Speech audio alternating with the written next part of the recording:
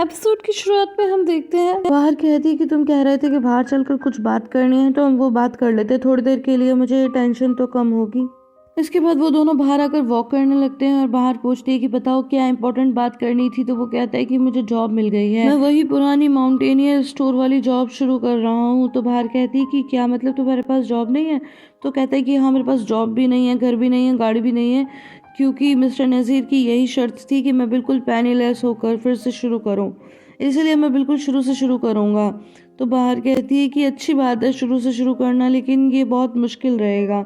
लेकिन साहब कहते हैं कि मुझे इतना मुश्किल भी नहीं लगता, क्योंकि पहले मुझे लगता था कि पैसा बहुत ज़रूरी है और पैसा ही सब कुछ है, लेकिन इसके बाद मैंने जाना कि मैंने क्या खो दिया पैसे के चक्कर में। मैंने बच्चों को भी खो दिया और तुम्हें भी खो दिया, इसीलिए अब मुझे ये इतना ज़रूरी नहीं लगता। इसके बाद फिर बाहर कहती है कि वहाँ पर चाय की एक अच्छी दुकान है, चलो चलकर वहाँ पर चाय पीते हैं। और उसके बाद वो लोग वहाँ चले जाते हैं। फिर बाहर बातों बातों में कह दी कि मुझे लगता है कि अब हमें अपनी जिंदगी में वापस लौट जाना चाहिए और बच्चों को सब कुछ बता देना चाहिए, उन्हें सपनों की दुनिया में नहीं रखना चाहिए। पेडागोग ने भी यही कहा है। Hi guys, welcome to the Neha Sharma show. Guys, जल्दी ही इस सीरियल का सेकंड सीजन खत्म होने वाला है और इसके बाद मैं एक नया टर्किश ड्रामा लेके आने वाली हूँ। अब बस 8-10 एपिसोड्स ही बचे हैं इस सीजन के खत्म होने में, तो आप लोग भी मुझे सजेस्ट कीजिएगा कि मैं कौन सा टर्किश ड्रामा लेकर आऊँ, आप कौन सा देखना चाहेंगे। साथ ही मैं आपको बताना चाहूंगी कि आज एक नहीं 2 एपिसोड्स आएंगे, तो आप दूसरे एपिसोड का भी जरूर वेट कीजिएगा। इस वीडियो को लाइक जरूर कर दीजिएगा और साथ ही साथ अगर अभी तक अपने चैनल को सब्सक्राइब नहीं किया है तो प्लीज चैनल को भी सब्सक्राइब कर लीजिए and hit the bell icon, so that आपको वीडियोस की नोटिफिकेशन मिलती रहे और मुझे नई वीडियो बनाने की मोटिवेशन भी कहा है। तो फिर सार्प कहता है कि तुम कह रही हो कि तुम वापस अपने घर लौट जाओगी और मैं तुम्हारे साथ नहीं रहूँगा। तो वो कहती है कि हाँ बिल्कुल, और तुम जब घर ले लोगी तो फिर बच्चे तुम्हारे पास मिलने आ जाएंगे और वैसे भी तुम जब चाहे तब अपने बच्चों से मिल सकते हो। लेकिन सार्प इस पर गुस्सा होने लगता है और कहता है कि तुम क्या चाहती हो, मैं बच्चों को जाके बताऊँ कि अब हम साथ नहीं रह रहे, ये नॉर्मल है, चलो एक साथ परिवार बनाते हैं, साथ में रहते हैं। तो वो कहती है कि साथ में कहाँ रहेंगे, तो हम तो अपने अपने घर जाएंगे। तो कहता है कि क्यों, तुम ये सब आरिफ की वजह से बोल रही हो। तो कहती है कि नहीं नहीं, आरिफ और मेरे बीच में अब कुछ नहीं रहा। तो सार्प बोलता है कि तुम्हें समझ में आ ही गया कि आरिफ कितना घटिया आदमी है, लेकिन बाहर बोलती है कि नहीं, वो बहुत अच्छा आदमी है, लेकिन मेरे लिए इम्पॉसिबल हो रहा है चारों तरफ जो सिचुएशन है उसकी वजह से। अब ये सब सुनकर सार्प मंद मंद मुस्कुराने लगता है। तो बाहर कहती है कि तुम खुश हो रहे हो, लेकिन तुम्हारी वजह से मैंने ब्रेकअप नहीं किया है। तो कहता है हाँ हाँ पता है पता है, और वो फिर भी लगातार मुस्कुराता रहता है, ये सोच सोच कर खुश होता रहता है कि इनका ब्रेकअप हो गया। अब इसी बीच रास्ते में सार्प को पेरल का कॉल आता है, जहाँ वो बताती है कि फोन मिल गया है और वो बाहर को भी यही बताता है। तो बाहर बहुत खुश होती है। तो फिर वो बाहर से ऐसे ही बातें करता रहता है और कहता है कि मैं तुम्हारा लवर हूँ, क्या तुम भूल गई। तो वो कहती है कि हाँ मुझे ये भी याद है कि तुम्हारी एक पत्नी भी है, 2 बच्चे भी हैं। नेक्स्ट सीन में हम देखते हैं कि आरिफ जा रहा होता है और तभी ज़ेदा उसके पीछे पीछे आकर उसको आवाज़ देती है और कहती है कि क्या तुम्हारी बाहर से कोई बात हुई। तो कहता है कि हाँ बात हुई और अब सब खत्म हो गया है, अब हमारे बीच कुछ नहीं रहा।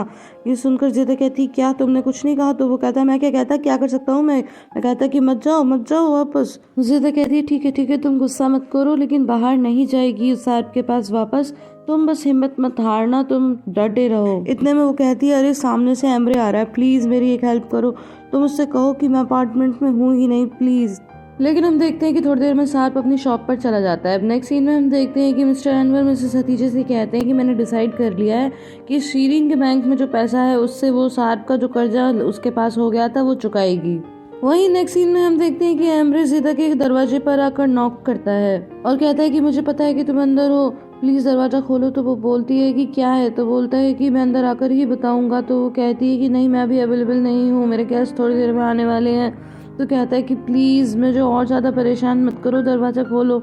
तो कहती है ठीक है आ जाओ अंदर। अंदर आने के बाद एमरे कहता है कि क्या तुम्हें मुझे कुछ बताना है। तो कहती है कि तुम मेरे दरवाजे पे खड़े हो, तुम्हें क्या बोलना है जल्दी बोलो और फिर जाओ, मेरा फ्रेंड आने वाला है, मैं नहीं चाहती कि तुम उसके सामने आओ। तो कहता है कि ज़ेदा क्या वो बच्चा मेरा है, प्लीज मुझे बताओ। तो कहती है कि वो बच्चा तुम्हारा नहीं है, मुझे नहीं पता उसके पिता कौन है। तो कहता है झूठ मत बोलो, वो बच्चा मेरा है, मुझे मिसेस हतीजे ने बता दिया है। तो वो कहती है कि ये सब जानकर क्या हो जाएगा, क्या तुम उस बच्चे को अपना लोगे या फिर मुझसे शादी कर लोगे।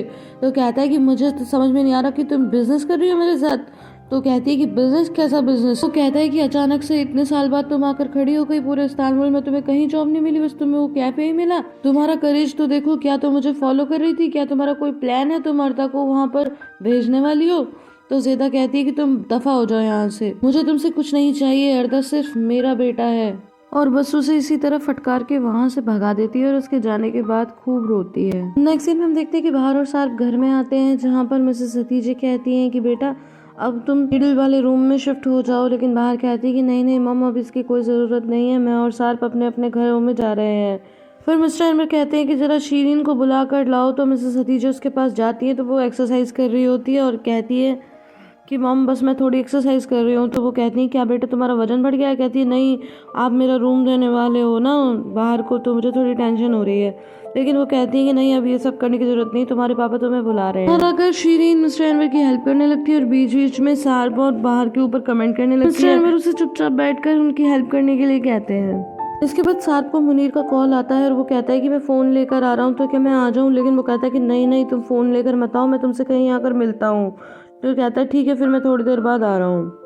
नेक्स्ट सीन में हम देखते हैं कि सार्प और बाहर बच्चों के पास जाते हैं और कहते हैं कि बच्चों हमें तुमसे कुछ बात करनी है, अब से हम अलग अलग घर में रहेंगे और तुम जब चाहे अपने पापा से मिल सकती हो। तो कहती है कि क्या आप पापा के साथ रहना नहीं चाहती? तो सार्प कहते हैं नहीं नहीं, तुम्हारी मॉम की कोई गलती नहीं है।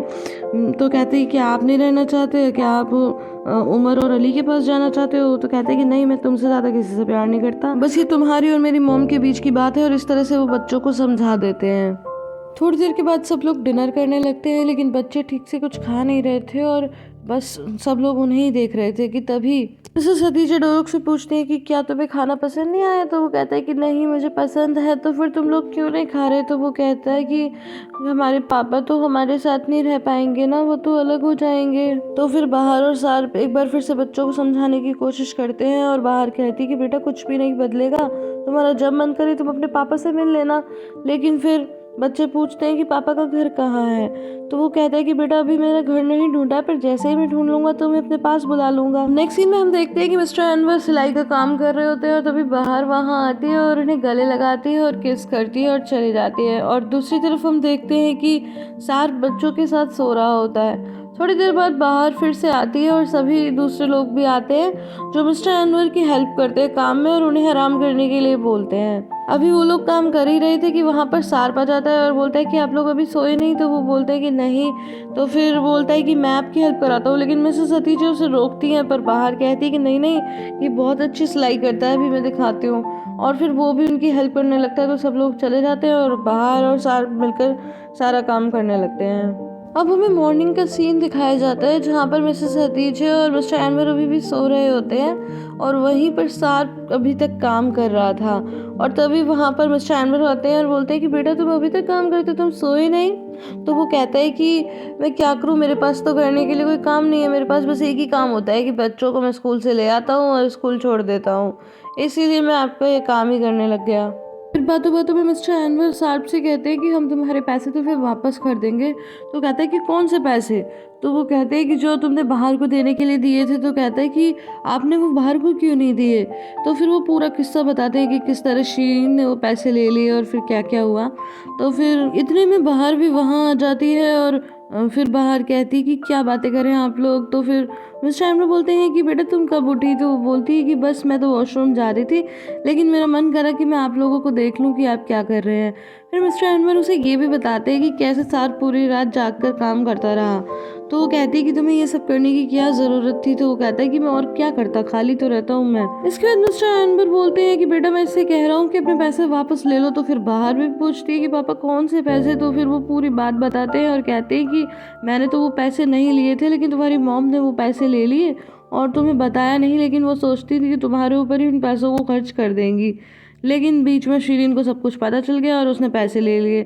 अब ये सुनकर बाहर थोड़ा हंसने लगती है और कहती है कि ये शीरीन कभी नहीं सुधरेगी, लेकिन हमें उसकी बातें बुलानी ही पड़ेंगी।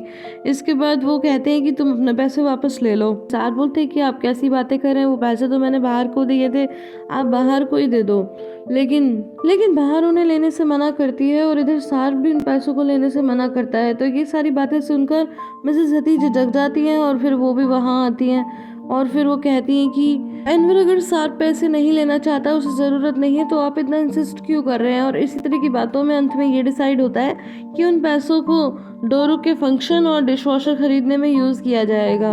और इस बात से सभी अग्री भी करते हैं और खुश भी हो जाते हैं। दिन में हम देखते हैं कि आरिफ ज़ेदा से मिलने जाता है क्योंकि उसे उसकी चिंता होती है। और फिर जब वो बैल बजाता है तो फिर वो आती है और कहती है कि क्या हुआ? तो कहता है कि बस मुझे तुम्हारी चिंता हो रही थी, तुम ठीक तो हो ना। तो कहती है कि हाँ ठीक हूँ, और फिर चली जाती है क्योंकि उसका मूड अच्छा नहीं होता बिल्कुल भी।